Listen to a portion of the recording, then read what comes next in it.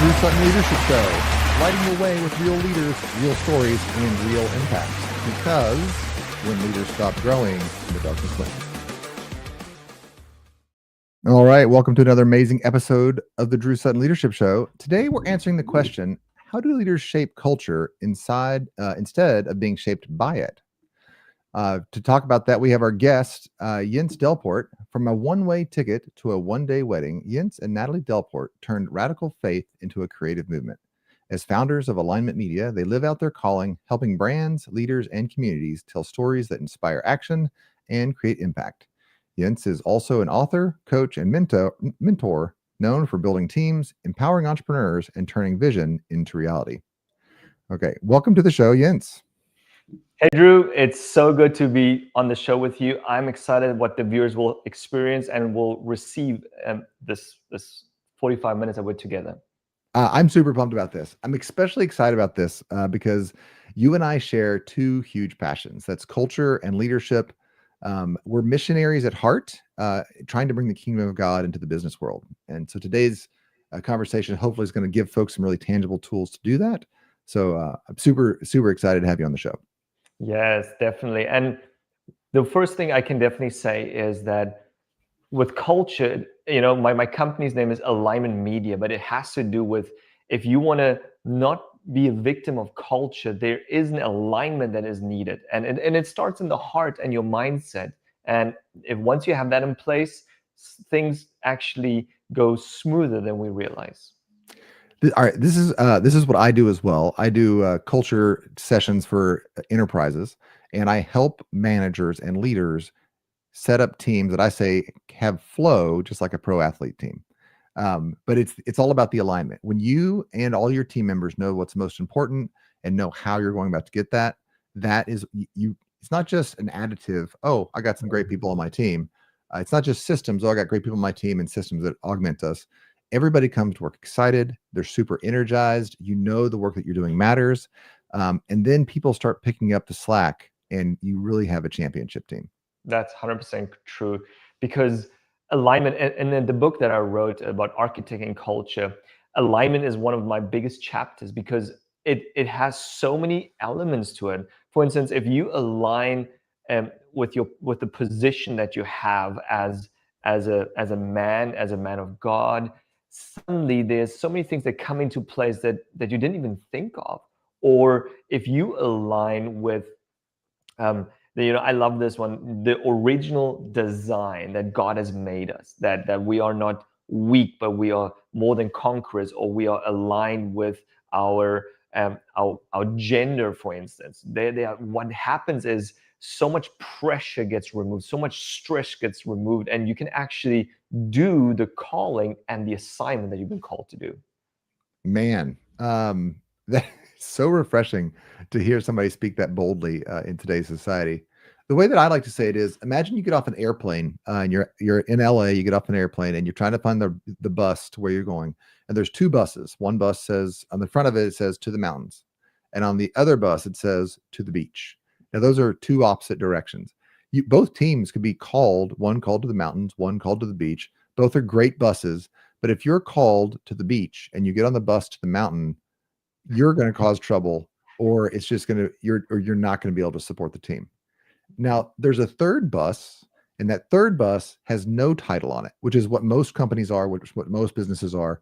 And they just try to get the best people they can coming off those airplanes. They're like, oh, come to my bus. We're the best bus. We have ping pong tables. We have free food. I have great money for you. It's great pay. And they get on there, and then immediately everybody has frustrated because, hey, wait a minute, this is not where I wanted to go. And now you have employee turnover and you have employee churn, and then you have mutiny in the team because somebody says, no, I'm going to take charge of this bus because we're not going in the right direction. You got to have alignment. You have to say, this is where we're going to begin with. Yeah. And that is definitely the next thing. With alignment comes vision. The one slogan that's part of my company and part of my identity is alignment for the assignment. There is an assignment that we need to align with. Otherwise, every day will feel like it's a hassle. It's a drag. Like you constantly have to drag yourself out of bed because there is no purpose. So when I came as a missionary, I left everything behind in Africa. I came to the US. There was an alignment that took place in my spirit, in my heart, with the vision. Now, the vision is the next thing. Like when we see it align, we align ourselves with that vision of that assignment. It is so much easier to run towards it. Otherwise, you probably know this example. Like if you ever driven on a bicycle and look backwards, you literally or look to the side, and wherever you look is where you go. um, Yeah. with a bicycle. So that's the same with culture, and the same with teams and building leadership. When you as the leader, if you look this direction, you're going to lead people that direction because you're aligning with your vision. So sometimes there's like distractions around us, and I don't know, I've done this, like driven over this small um, plank, or because there was water and you try to like ride over with your bicycle, and it's like, okay, don't look to the right, don't look to the left, just stay focused in front of you, and it actually works. Yeah, that's so funny. Actually, I've been telling people I have a new cardio routine right now. I'm teaching my 15-year-old boys how to drive. That'll get your heart rate up really quick. But no, seriously, I'm teaching them to drive standard, and as they reach down because they're trying to shift gears, and the car does this every Yeah, time. And as a yeah, leader, you have to be able to keep the car going where you mean to, and the easiest way to do that is to keep looking straight ahead. yes, Let yes. me let me ask you this. We talked about alignment, we talked about vision, and we're going to unpack those further in the show. How do I know that I'm out of alignment? And then how do I get into alignment? Let's start with, how do I know that I'm out of alignment? Um, what are some of the symptoms that you see with your clients? Yes. So when I work with somebody that is out of alignment with their business, or with their marriage or family, there's constantly these red flags. Like for instance, um, they are doing the right things, but there's no fruit. That's a big one. Mm, Like you can do the right things, but if there's no fruit, you are like the beginning of my business. My wife and I, we started with video and with the marketing, and then we're like, hey, let's run ads for clients, and nothing happened. Like we didn't get clients, the ads we run wasn't fruitful, and we're like, whoa, that's out of alignment. That's not what we should do, because there's no favor on that. So the moment you start doing something and there's no favor on it, you have to rethink, because you can hustle and you can turn toil, but it shouldn't be like that. In the kingdom, with kingdom culture, there is a flow of favor. I love that. Okay, so here I am. I may be a part of a corporate America. I've started my own thing. I'm a founder. I'm still below that $500,000 mystical mark, maybe even below 300,000. And I'm saying, I can't get any traction. I've read all the books. I've hired some coaches. I'm doing the right things. No traction. All right. Yeah. How do I begin, now that I've recognized I have a problem? How do I begin pulling that back and then finding my alignment so that I can start getting some traction, and so I can start being in the flow of the kingdom? Yeah, I think, all right, you're in that sphere of influence. The first thing is like, you need to be sure that that's where you are, that's where you belong. Because if you like, I had to leave my country as a missionary, and I'm now a US citizen legally and everything, and I'm not looking back like, oh, I regret leaving it. Because the moment you're not sure about where you should be, that's when regret creeps in, and you cannot fully be engaged with your everyday mission and purpose. So the first thing is, you need to be certain, is where you are right now, is that where you need to be? If you're a teacher, you're called to be a teacher. Don't regret like, oh, I dread going to school. Or if you're in a corporate, I dread being in the office. Like that language, that is something we need to address. I love it. One of the things that I know that I've gone through in my younger years is I kind of chafed under some mentors that were really trying to help me, and I misunderstood the fact that I needed to mature, Mm. as I was in the wrong place. And as I look back over that time period, those folks were adding a lot of gold into my vault. I say that leaders, you have two types of leaders. Some people are gold miners. They Mm. take a look at everybody and they see what they can dig out of them and what they can extract. And other leaders are bank vault owners, and they see how much gold they can put into you. Yeah. So I had these great leaders that were putting gold into me, But my ego was like, hey, I don't need any help. I'm already amazing. And no, the truth was during that time period, I needed somebody to put some gold into me. But then in a different phase, yeah, maybe this isn't where I've been called, or this is where I've been planted, and it's okay to move on. How do you get a sense for when you're going through a time of growth, maybe heavy growth that you need, versus when nope, the grace is gone. Now it's time to move on. That's a really good question, because we have to sometimes just stay in that area, and it can even, you can bring it into your local community. Sometimes you have to just stay in that community because God has called you with the relationships you're in. And a mentor of ours, my wife and I, she said this, that if you are not having a influence or impact in the relationships where you're planted, then it's time to move on. But if there's still fruit, Mm, you have to stay. And even though it's uncomfortable, because you're growing, and people do not maybe recognize you, appreciate you, that's where you have to stay until that well is dry. Like Elijah, the stream emptied, it became dry, and then he had to move on. there we go. Sometimes, sometimes the stream drives up, and that's a good cue. Yeah. I like that. Okay, so we talked about alignment. Yeah. I'm just gonna we're speaking to the audience now here. If you're having trouble with alignment, if you're having that, a lot of times it comes across as anger or frustration. If you are just like you're just mad at work, what's the best way? What's the best way to move forward and have and find somebody? I mean, I do this for corporate America. I know Yeah. that you do this for more entrepreneurs. I do some entrepreneurs and kind of mid-level businesses as well. Who do you help? Because you seem like the perfect person they could reach out to start finding their alignment. Do you work there, or do you wait until they found their alignment and then you work above Well, it's both. It's always easier to work with somebody that knows where he's going, that? but I've learned that people that are uncertain, I love to come alongside them, because aligning you with your vision, that's what I'd love to do. That's what I've been called to do. And what that is I will ask questions like, is this the direction you need to go? Is this, who are you reaching? Because I love to help business owners, founders, entrepreneurs that are busy, really just, getting out there, wanting to make an impact, but sometimes they just don't know how to do that. And that's where I come in. I love that because you do now alignment media. Your apparent services is you make media. You help folks. Do you make videos? And do you do like storytelling, or do you do videos like a mini documentary? What do you do with your media work?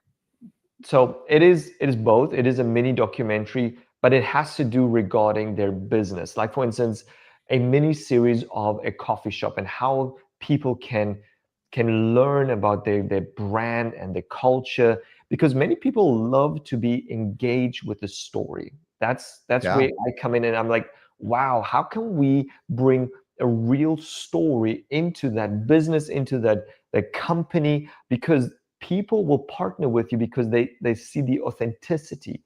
Um, somebody I know, she made the statement that we're in authotainment. Authentic entertainment is the goal right now. offutainment. I love it. Yes, I love it. it's the goal that people are looking for, because AI is real. Nothing. I love AI. I use it, but people are like, oh, was this AI? That's the first question they ask now. So now, how do we counter that? By being authentic, by being real, by being raw, on camera, off camera, and even capturing it in a cinematic way. I love it in a cinematic way. We're going to come back to that in a second here. Okay, so let's pretend that I found my alignment. I've done the work. I've done the prayer. I've done the connecting with the various resources that we have. I have good alignment, and I know that I want to. Let's say that I'm going to start a. Let's say that I'm going to start a lawn business. Okay, so I'm going to start a lawn business. The Lord called me to doing this. It's good service work, good work. How do I prep for my first couple of employees? How do I make sure that the culture that I'm creating is in alignment with the person that I am? Yes. So the first thing is did you make your vision clear? Like the Bible says, write it down. As a Mm, company, who are you? We will serve everyone, which is the right thing to do, because as the kingdom, we're here not to remove ourselves from the world, but to be in the world. And as a HVAC or lawn mow company, we serve with excellence. Like my company, I do everything in excellence, regardless if it's a small work or big project. If excellence is not part of my core values, and that's part of the alignment with your core values. So that's a first step. The second step, I would say, is what language do you use when you're on site or when you speak with clients? Mm. Are you coming across as you know it all, or are you there to really help them make their lawn best? And that partnership, man, that makes a big difference. I love this. This is actually my favorite thing to do. I do a lot of types of workshops, but the core nut of what I do here is I help people articulate within 12 syllables the values and the culture that they care about. I Mhm. call it culture scripting. But I tell leaders all the time the most important thing that you can do is use your words. Yeah. And I know that you also love that idea. I tell the image that I tell people first, I say, Avery, close your eyes. Now imagine a Tyrannosaurus Rex. Right now, open your eyes. And some people imagine like Jurassic Park Tyrannosaurus Rex, and some people imagine a Toy Story Tyrannosaurus Rex. But in all cases, the Tyrannosaurus Rex has a huge mouth and little tiny arms. And we as leaders can't do a lot with our hands to impart culture, but we have to do it with our words. Yes. So that statement, the language you use is the world you create. When I wrote that, I realized, like, sometimes we speak things without realizing, wait, if that becomes reality, I don't want that. So Yeah. if we don't like our reality, let's change what we're saying, because the Bible teaches the power of life and death lies in the tongue. Who Hmm. those who love it will eat its fruit. So when we don't like the culture, or when we don't like even the culture of family, let's start with ourselves. Like, if I don't like myself, I need to start speaking a language. Now, my book, I touch on speaking the language of blessing and curses, because the word blessing in the original Hebrew talks about to prosper. Now, I'm not I realize, like, prosperity is wide, because that's the key. Like, if I have my language, I want you to be blessed. As Drew Sutton, I want your business to be blessed. That means if you're blessed, you can help more people. So I need to speak language that builds up, that brings faith and hope, because those are the things that will shift my culture in me and then around me. I love this. And so I want to take a detour right here. You and I both are kingdom people, and I Yeah. and I think that a lot of the audience sadly doesn't have a context for what that phrase means. Yeah. Um, so most of the time when we start talking about religion, when we start talking about God, especially Christianity, some people see big tall hats, some people see casserole dishes, some people see very judgmental people. There's a lot of things that are in there, but the kingdom of God is this idea of blessing. It's an idea of us all coming into alignment with a benevolent creator who has the best for us in Yeah. mind. Our maturity is involved, and maturity can be painful. Sometimes there's discipline involved. But in an ideal world where we've all reached maturity, we are all blessing each other. We are all looking out for each other. We are all moving in the ways that we are most gifted. And we're beginning to see an abundance happen. Not necessarily, I mean, I think everybody should have jet skis, but not everybody's going to get jet skis. But we can all live at every level of our social economic status. We can all Yeah. live a life of blessing where we bless others, where we live a life of alignment and fulfillment and purpose, bringing health and healing to the world.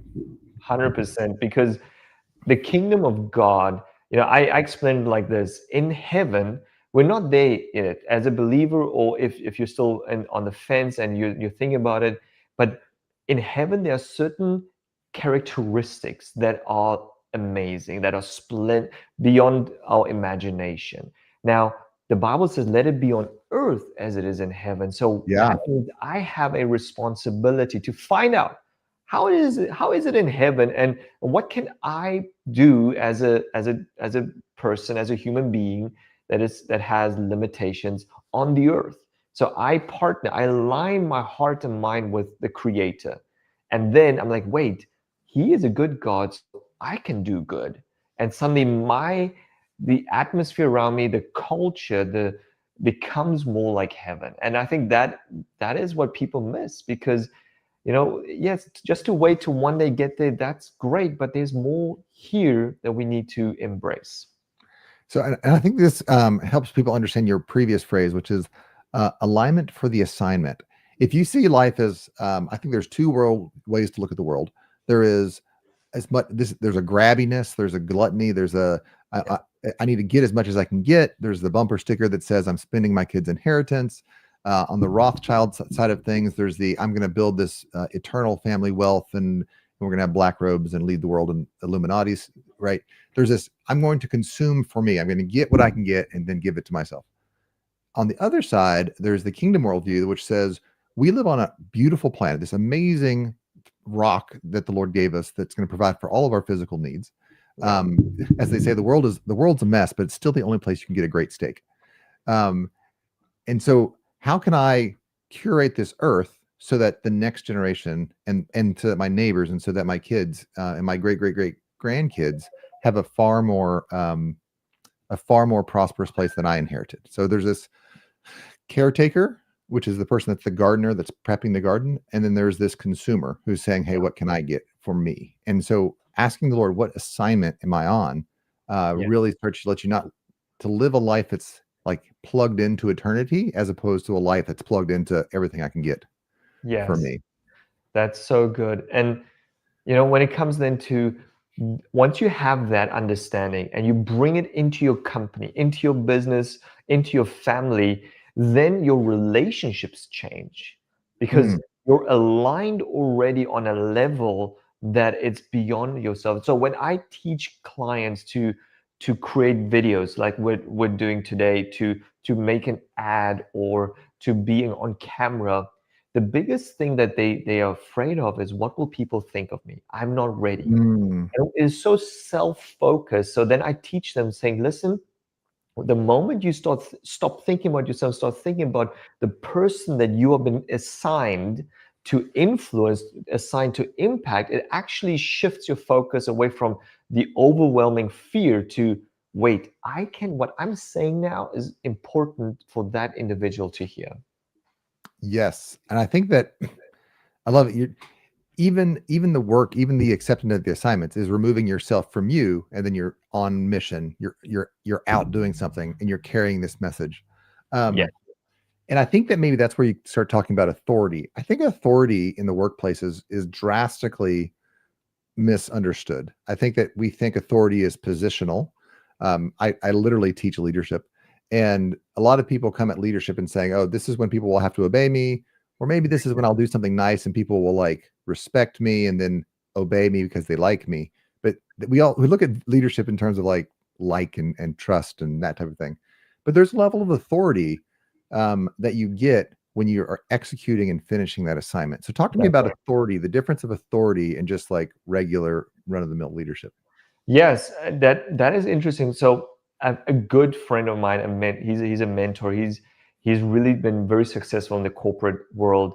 I when I started writing my book, Architecting Culture, he said, Jens, finish your book. It will give you authority. So then Hmm. when he said that, something inside me realized, wait, finishing faith. There's comes something when we finish an assignment. There comes an authority. There comes this authority to be able to speak about it, authority to be able to do it. Like for instance, if you have an assignment in your business, to impact or to serve certain group of people, finish that. Don't say, oh, I'm over them. I'm tired. They're not listening to me, or I can't help them anymore. But it's Yeah. like when you finish that, it gives you authority. So authority is not something that people put it like, oh, I give you a stamp or a patch. It's something in your identity that develops. Yeah, and it's funny you like I started laughing when you said, "Oh, I'm over that." I find that the last wall in that authority process, first you feel like you're called to something and you're like, "Oh, I can't possibly do that." And you're like, "I guess maybe I'm going to do that. I could do that. I'm going to do that. I'm doing that." And then you have to build all these skills to do it. But the last wall that I have found, and maybe it's just me, but is the enemy comes against me and he's like, you're done with this. This is boring. You're not excited about this. It's an apathy and a kind of like disgust and apathy. Like, I'm over this. And if you can push through that last wall, generally the finish line is like right there. Like, there's like, it's Wow. just right at the end. Yes, and my wife, she is an avid runner and she's really good.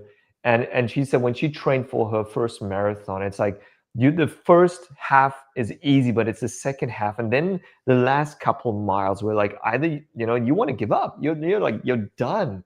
But it's like that's the moment you have to realize like if I finish this, I can speak to people how to finish a marathon. And it's the Yep. same with a business. It's the same when you have a if starting a company is not easy, but the moment you have started the company, you have authority to help other people start their company and their business. Yeah. I love it. I was literally just talking to a young man the other day and yesterday, and we were talking about, he's in his mid 20s, and we're talking about kind of life plan and what he should do. And I introduced him to the idea of earned value management, which is a very, very nerdy thing that we talk about in corporate America. But it means, when are you done? So Mm, some things, like let's say that you are building a wall. If you build half the wall, you built half the wall. You are 50% done. Every brick you add is a little bit brick closer to it. But when you run a marathon, if you run 24.9 miles of the marathon, you are not 90% done with the marathon. You didn't run a marathon. Or that's if you right. finish that 25th mile, you did run the marathon. That's And right. so finishing doesn't, people like to think, oh, well, I put in all this energy, but if you don't carry it across the finish line, it's not yet done. And that's a Yeah. big thing. Yeah, and it also gives, trust. With that comes that people can trust you. If you Mhm. say, "I will finish this," people realize, "Wow, I can trust him because he did it. He's done it once, I can trust him to do it again." And with that comes promotion.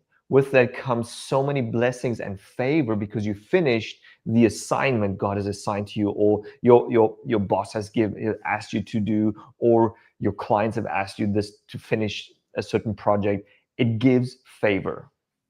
Yes. Yes, it does. Um, game respects game. Coffee's for closers. That's it. That's it. Word.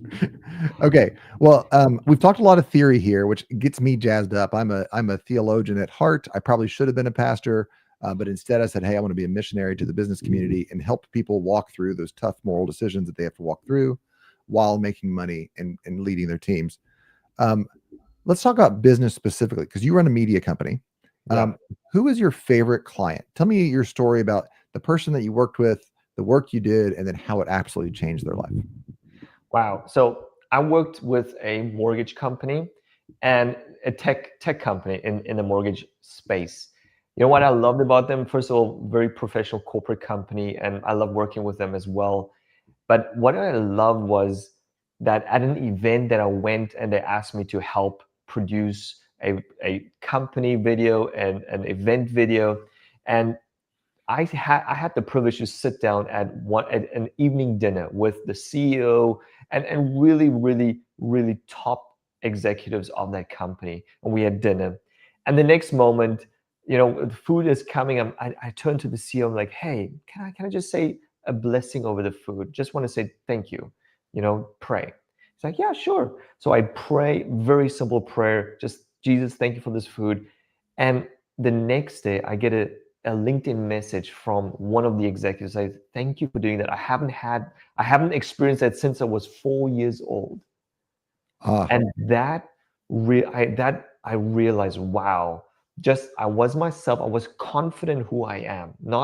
I'm not there to to manipulate or push anything down on them, but I just wanted to, bless the food because I'm thankful for this meal, and it impacted one of those executives. So that was my most favorite thing I can recall right now. I love that. Um, when I was prepping for the show, I was heavily considering asking, how can we act out our faith in the business world? But I felt like it was too pointed.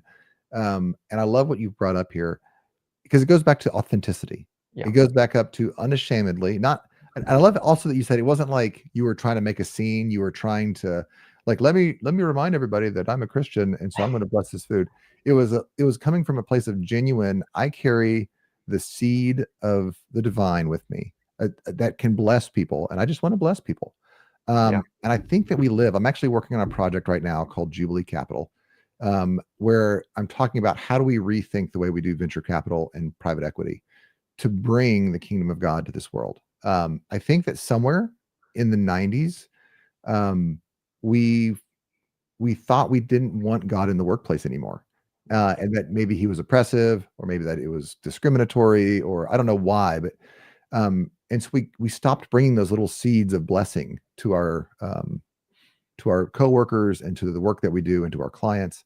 I love that story. This is and you're in the executive who said, I haven't heard this. I haven't been able to participate in this since I was 4. yeah. Is such a beautiful story. Absolutely beautiful story.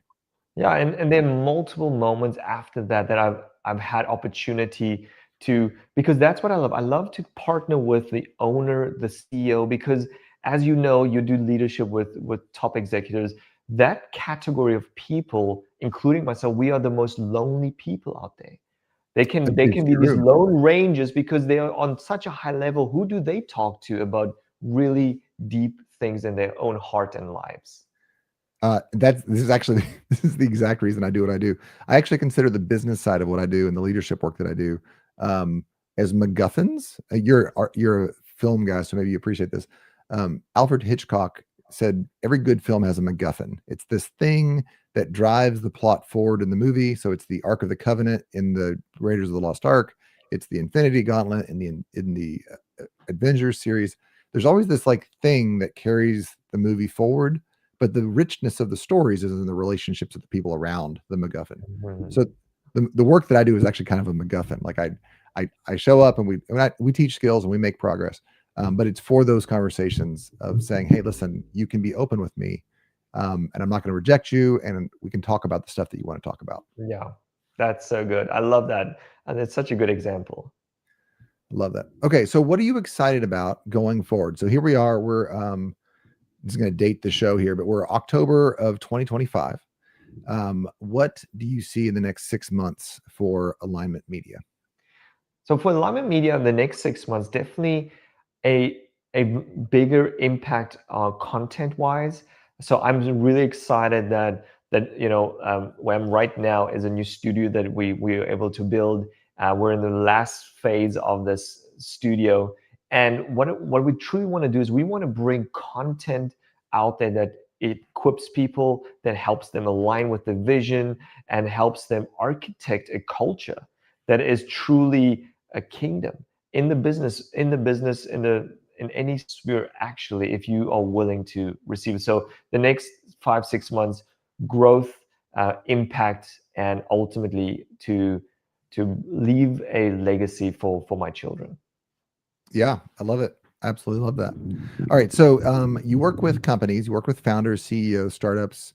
Um, what's the price range or the revenue? How do you measure the folks that you work with? Is it a 500K company or a million K company? Who's your favorite client to work with, and what's the type of results they can get when they work with you? So my favorite clients have been the 7 figure to 8 figure clients. I do work with those that are at the 500K mark to help them really elevate, help them really grow to the next level.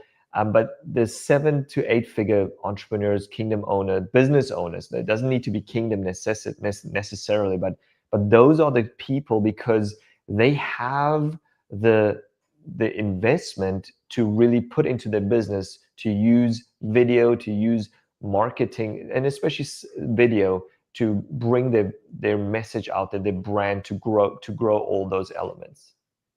I love it. I love it. We've talked. We're kind of running out of time here on the show, so I'm going to give you just a couple of minutes to talk to the audience. We've talked about the importance of assignment. We've talked about kingdom. We've talked about alignment. We've talked about culture. I think maybe because the title of the show is "Are you a victim of your culture or an architect of change?" Um, Take the next couple of minutes and just talk to the audience about what you're most passionate about and how they can get connected with you. Yeah. So if you're a victim of the culture of the situation that you find yourself in as a business owner, as an entrepreneur, personally or in your company, I truly believe that the principles that I can help you with will truly help you, equip you to shape and create a culture that represents the kingdom more. And with that, what I love to do is I love to create an architect session where I take 15 minutes up to 45 minutes, depending on where you find yourself, to really hone in on what are the foundation blocks or the elements that you've become a victim to, where you've allowed that to truly steal from you. And when we identify that, where we can say, okay, I'm no longer a victim, how can we replace that with authority, with identity, so that we can truly build on that to impact your business. So that is what I love, and video is all part of it, because you have to get on camera, you have to get your message out there, and all this foundation will help you be stronger with the video side of things. I love it. Now, up here on the at the bottom of the screen in the banner, I have the Calendly link. If you want a 15-minute session to meet with Jens and just explore if you guys are a good fit and how he can help you find your alignment and your assignment, and then just the practical aspect of what type of video services does he offer. This is a great 15-minute session. But you also, and this is for the viewers of the Drew Sutton Leadership Show, you have something else here. This is a course. Talk to us about the course for a second. So this course I created specifically if you're already creating content and you just want to specialize in strengthening and making your content better. So this is a course that's free. You just sign up and you will be able to get tools to create cinematic storytelling on social media that helps you with your sales, with your services, to bring your message out there in an authentic way that truly just leaves a lasting impact on your audience. So that's why I created this course, because I know how important it is to bring across something that actually speaks to people's hearts, not just their minds. I love it. No, reaching people's hearts and their minds. They say the longest distance in the world is the 12 inches between your head and your heart, and being able to reach into people's hearts with a message of why you do what you do, whether that be lawn care and HVAC or heart surgery, is critical to making sure that your team understands what they are.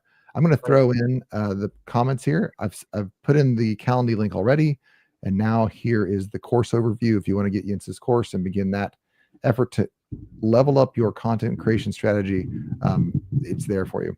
Listen, Jens is a fantastic friend. I'm super excited to have him in my life. You've seen him on the show here. He's a little bit underselling himself. If you are living in the loneliness epidemic and the anxiety epidemic that we have today, if you feel the dissonance in your soul between what you're doing for a living and what you've been called to do with your life, Jens may be able to help solve that for you. It is time to live boldly your assignment here in this world, to bring not just your religion, to bring your calling and to bring your blessing into all of the spheres that you operate in. And when you do that, you're going to find yourself operating in a brand new level of authority, and frankly, just a lot of fun. So if you feel like there's that disconnect, you're at that $500,000 to $4 million revenue mark, and you say, listen, it's time for me to rethink my media. It's time for me to rethink my culture, my strategy. I need to live a unified life that I'm proud of, that I can teach my kids, that I know is making a difference in this world. Give Jens a call. Tell him you saw him on the Drew Sutton Leadership Show. With that, we are out.